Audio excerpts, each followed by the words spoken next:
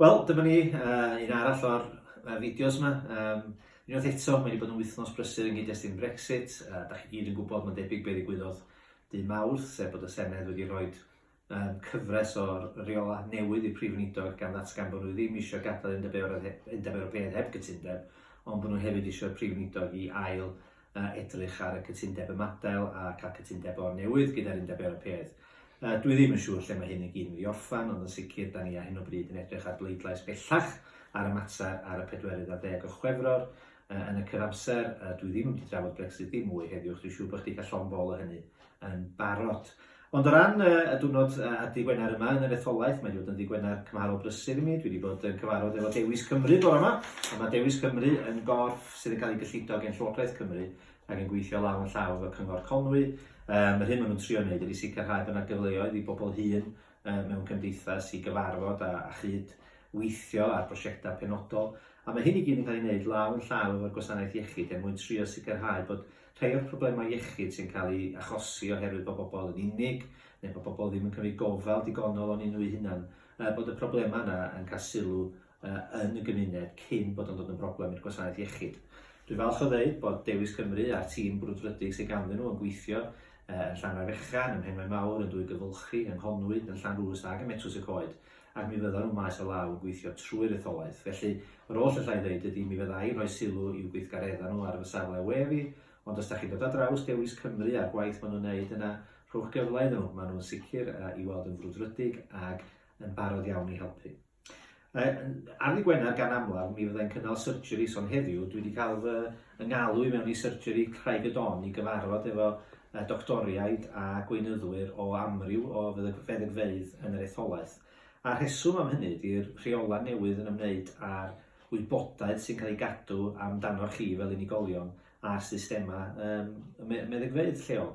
Yr hyn sydd wedi digwydd ydy mae yna reola newydd GDPR yn golygu bod ganddo chi fel unigolion yr hawl i weld eich cofnodion meddygol. Yn wir chi bia y cofnodion meddygol hynny.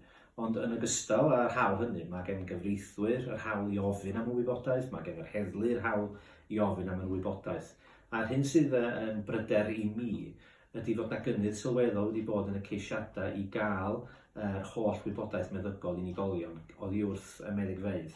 A mae hyn yn rhoi cryn bwysau ariannol ac o pwysau amser a'r staff mewn meddygfeydd ac yn wir ar y doctoriaid. Enghraifft, mi oedd yr awgrym yn cael ei wneud bod hi'n cymryd 2 awr a hanner i 2 awr i ffotocopio a paratoi eich gwybodaeth meddygol chi ar gyfer ei ryddhau.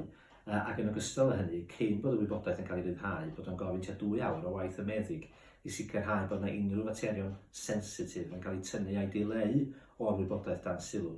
Felly, os da chi'n gweld enghraifft meddygfa yn cael 100% o geisiadau o'r fath, da chi'n sôn wedyn yn y cyd-destun hwnnw, bron i 100 awr o amser doctor sy'n cyfateb i bythefnos a hanner o waith y meddyg teulu, ac mewn cyfnod lle da ni'n gwybod bod yna bwysau gwaith sylweddol ar feddygfeydd ac ar doctoriaid, dwi'n credu bod hwn yn gam gwag, a dwi'n mawr obeithio fydda'n gallu codi'r mater efo gweinidogion yn San Steffan yn ystod y wythnos nesaf, ac mi dri sicrhau bod chi'n cael gwybodaeth am hynny. Dwi hefyd heddiw yn cael cyfarfod cyhoeddus yn Deganwy i drafod y hen lwybr cyhoeddus oedd yn croesi i'r Chwefror. Mae'r llwybr hwnnw wedi cael ei gau gen Network Rail ers rhai blynyddoedd, a dwi law yn llaw efo Mike Priestley, y cynghorydd lleol, wedi bod yn gweithio i dri adfer y sefyllfa. Dwi'n mawr obeithio fydd yna nifer helaeth yn troi allan i ddatgan be o'n nhw'n gofio am y defnydd o'r llwybr cyhoeddus hwnnw, ond mi gawn ni weld sut eithi, a dwi'n mawr obeithio bod y cyfarfod hwnnw'n llwyddiant, ond dwi'n hefyd yn gobeithio fydd yn gorffan mewn da bryd i mi gan dadra, oherwydd wrth gwrs mae Cymru'n chwarae rygbi heno. Ac yn ola, dwi eisiau jyst rhoi sylw i'r calendar yma dwi wedi dderbyn gen Gymdeithas y Cŵn Tywys. Dwi bob amser yn falch iawn o gyfarfod efo Gymdeithas y Cŵn Tywys pan maen nhw'n dod lawr i San Steffan. Mae o'n bleser i mi nodi fod nhw'n falch iawn o'r gwasanaeth bysia mae'r ifan gynnig yng Ngogledd Cymru.